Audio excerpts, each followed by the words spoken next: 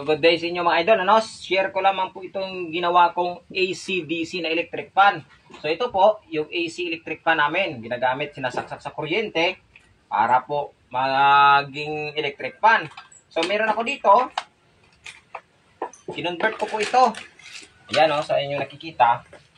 Matagal na po ito sa akin. Ayan, ito po yung DC input niya. Sasaksak mo dyan. Tapos, ipihitin. Ayan, kita nyo, sobrang lakas. So, kapag pahinaan, ikutin mo lang to mga idol.